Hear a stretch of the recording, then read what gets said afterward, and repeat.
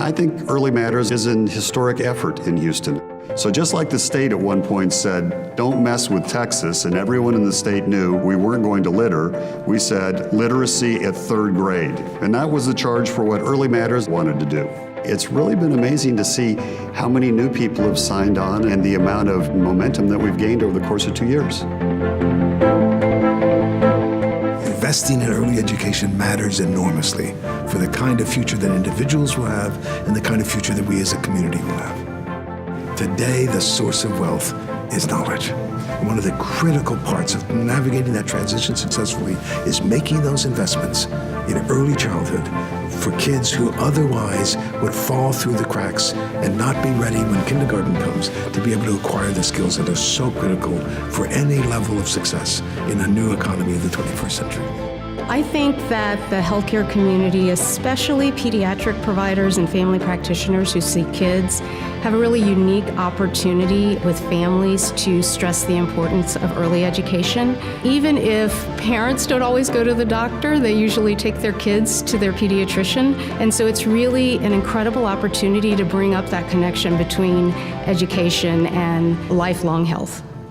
At HEB, we rewrote our training manuals from an 8th grade literacy level to a 5th grade literacy level. And that's headed in the wrong direction. I mean, as we look out into the future of Texas, we know this is if we can't hire and train a quality workforce, it's not going to bode well for the future of our state. So the reason why Early Matters is so critical is that one of the moments of truth in education is 3rd grade reading. If you're not reading at 3rd grade level in 3rd grade, you are 4 times more likely to drop out of high school. And the single most powerful predictor whether you can read at 3rd grade level is, did you start kindergarten ready to learn to read? And poor kids start kindergarten 1.5 to 2 years behind rich kids, and they never have a chance to catch up. And that sets the stage for growing inequalities. You can't choose your parents and you can't choose your zip code, but the truth is every kid in our state deserves to get a good education.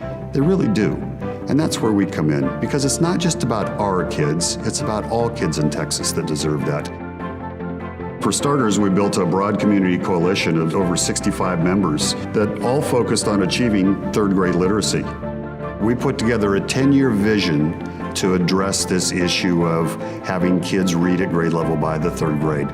We brought in Secretary of State Colin Powell as a keynote speaker, and we brought in 350 community leaders so that we could let the community know exactly what it was that we were going to do.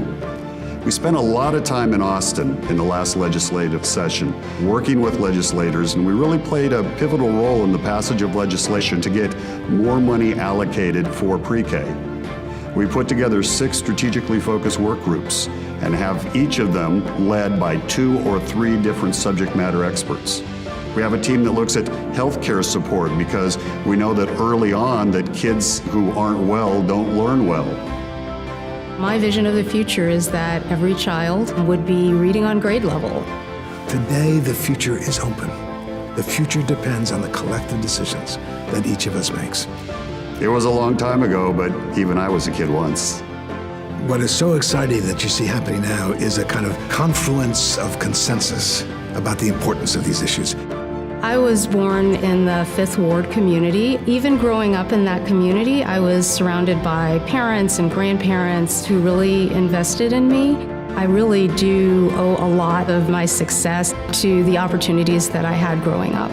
What happens early on in life really does matter.